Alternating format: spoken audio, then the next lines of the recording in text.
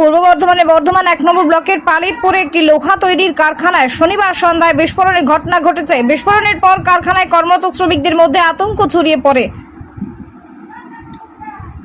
ঘটনায় 2 শ্রমিক গুরুতর জখম হন, তাদের দ্রুত উদ্ধার করে হাসপাতালে ভর্তি করা হয়েছে। শ্রমিকদের অভিযোগ, দীর্ঘদিন ধরেই কারখানায় পর্যাপ্ত নিরাপত্তা ব্যবস্থা ছিল না। তাদের দাবি, বারবার মালিক পক্ষকে বিষয়টি জানানো হলেও কোনো কার্যকর পদক্ষেপ নেওয়া হয়নি। নিরাপত্তার নামে শুধুমাত্র একটি হেলমেট এবং একজোড়া জুতো দেওয়া হতো। তাদের অভিযোগ, মালিক পক্ষের গাফিলতির কারণে এই দুর্ঘটনা ঘটেছে। কারখানার কর্মীরা জানান, এর আগেও এই কারখানায় দুর্ঘটনা ঘটেছে।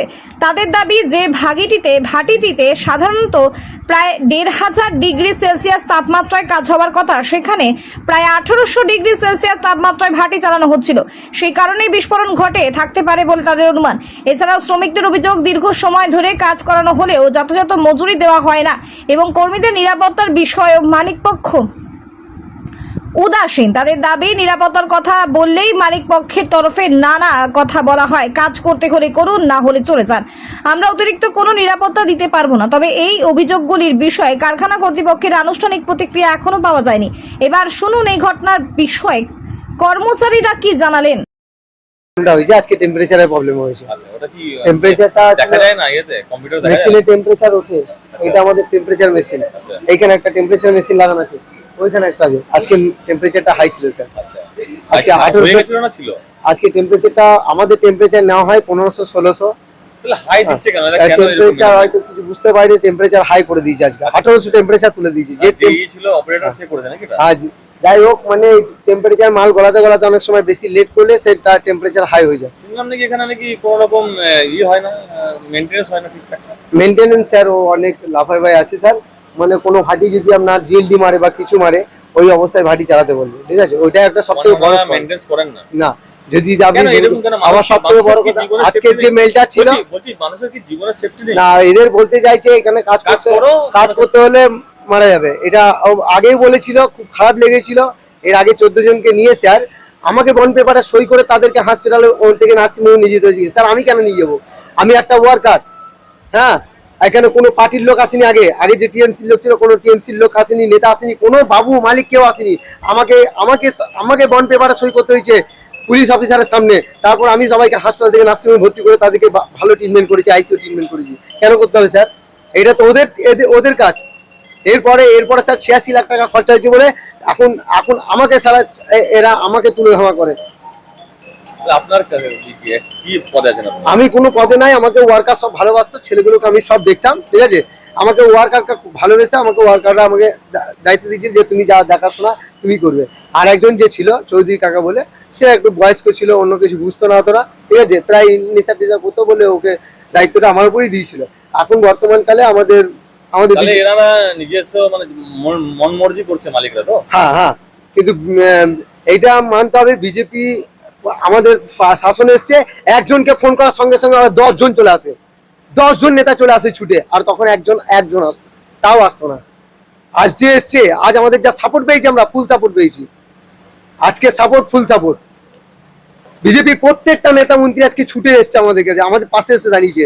আর শুধু দাঁড়িয়েছে না, এদেরকে বন্ধ করে গেছে যে যতক্ষণ না ভালো ট্রিটমেন্ট হবে ততক্ষণ খুব ভালো লেগেছে স্যার। কারখানার নাম হচ্ছে এনএনএস প্রাইভেট লিমিটেড। এটা চেঞ্জ হয়ে এআইসি প্রাইভেট লিমিটেড হয়েছে স্যার। আপনার নাম? আমার নাম রামলেট স্যার। আপনি এখানে কর্মী? আমি এখানে ল্যাবে হেল্পারের কাজ করি। কোম্পানিটা ঠিকভাবে পরিচালনা করে না, টেকনিশিয়ানকে দেখায় না, এর ফলে এরকম বারবার একই জিনিস হচ্ছে। কর্মচারী যারা কাজ করছে তাদের আহত হচ্ছে। এর আগে হয়েছে, তখনও 2 জন মারা গেছে। প্রথমবারে যখন হয়েছিল 2 জন মারা গেছে, তারপরে 1 জন মারা গেছে। এরকম বারবার একই ঘটনা যদি ঘটে, তাহলে তো কারখানার প্রতি মানুষের আস্থা হারিয়ে যাবে। তো যে কোম্পানির যে ডিরেক্টর আছে, ওনার সঙ্গে আমি তো ফোনে যোগাযোগ করলাম, উনি ফোন ধরলেন না। বিষয় যেটা আছে, এরকম হতে থাকলে আমরা আমাদের রাজ্যের মুখ্যমন্ত্রীকে অবশ্যই বিষয়টা জানাবো এবং ওনাকে বলে যাতে কোম্পানির ব্যবস্থা হয়, যাতে প্রয়োজন হলে কোম্পানি বন্ধ করার প্রয়োজন হলে করতে হবে। কারণ হচ্ছে এরকম করে একই ফ্যাক্টরিতে যদি বিগত দিনে এরকম যদি বাস্ট হতে থাকে, তাহলে তো মানুষের সংশয় হচ্ছে। গ্রামের পরে হয়তো এখানে হলে এরপরে এমন কিছু হবে যে গ্রামের লোকেরও করতে হবে। তাতে যদি এইসব না হয় তার জন্য আমরা মুখ্যমন্ত্রীর কাছে আবেদন জানাবো। শ্রমিকদের নিরাপত্তায় ত্রুটি আছে কি মনে হচ্ছে সেফটিতে? টেকনিক্যালের তো প্রবলেম আছেই। এই এলাকায় 18-19টা ফ্যাক্টরি আছে, এতগুলো ফ্যাক্টরির মধ্যে কোথাও হচ্ছে না, এখানেই বারবার একই ঘটনা ঘটছে। তার মানে তো কিছু ঘটনা বিষয় তো আছে। এখানকার যারা ডিরেক্টর আছে, ম্যানেজার আছে, তাদের গাফলতি আছে, তারা নিশ্চয়ই নয়কে ছয় করছে, নাহলে কেন হচ্ছে? আর পূর্বে যে ঘটনা ঘটেছিল তারপর তো এখন দেখা যাচ্ছে যে কোম্পানির নাম পরিবর্তন হয়ে গেছে। নিশ্চয়ই কিছু গরমিল আছে, নাহলে নাম পরিবর্তন হবে কেন? নিশ্চয়ই এগুলো তো সব গভর্নমেন্ট অফ ইন্ডিয়ার আন্ডারটেকিং ব্যবসা, নিশ্চয়ই কিছু গরমিল আছে, নিশ্চয়ই কোনো গাফলতি আছে, করাপশনের সঙ্গে যুক্ত আছে, তাই নাম পরিবর্তন করেছে করাপশনকে ঢাকা দেওয়ার জন্য। যে আমাদের টেম্পারেচার হয় 16 থেকে 1650, এরা টেম্পারেচার কতটায় 1900-1800 উঠিয়ে যে ভাটিগুলো পুরনো হয়ে গেছে, এদের ভাটি তো আর নতুন নয়। যখনই ভাটি পুরনো হয়ে যায়, এই টেম্পারেচার উঠলে ভাটি কয়েল উঠবে, এটা ইন্স্যুরেন্স পাওয়ার লেগে এরা ম্যানেজমেন্ট গুলো কি করতে চায় যে ভাটিগুলোকে যে ভালো টেম্পারেচার উড়ায়, যে ভাটি উড়ায়, তাহলে ইন্স্যুরেন্সটা আমরা পাবো। ইন্স্যুরেন্স ক্লেমের লেগে এদের এই কেসটা। আপনারা তো কর্মচারী, আপনাদের কি কোনো সেফটি আছে কিছু?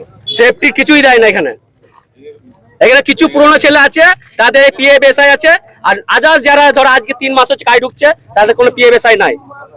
আর গ্র্যাজুইটি পয়সা তো দেয় না, প্লাস সানডে নাই, 12 ঘন্টা ডিউটি করায়, আর 8 ঘন্টা লাগাচ্ছে, 8 ঘন্টা P4 কারণে 12 ঘন্টা খাটছে, 12 ঘন্টা লিখবে, P4 লিখাচ্ছে, 4 ঘন্টা ওটি যখন করছি তখন আমি 8 ঘন্টা হিসাবে 4 ঘন্টা হিসাবে ডবল পয়সা পাবো। সে 8 ঘন্টায় পয়সাটা 12 ঘন্টাতে দিচ্ছে।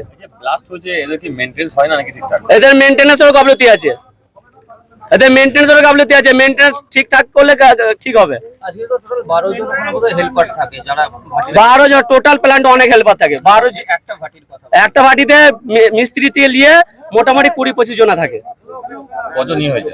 5 জন বলছে হয়েছে, আমি দেখি নাই, 5 জন হয়েছে। তাদের কি চিকিৎসা নিয়ে যাওয়া হয়েছে? নিয়ে গেছে বলছে হসপিটাল, আর কমলেশ সিংকে নিয়ে গেছে পুলিশে তুলে।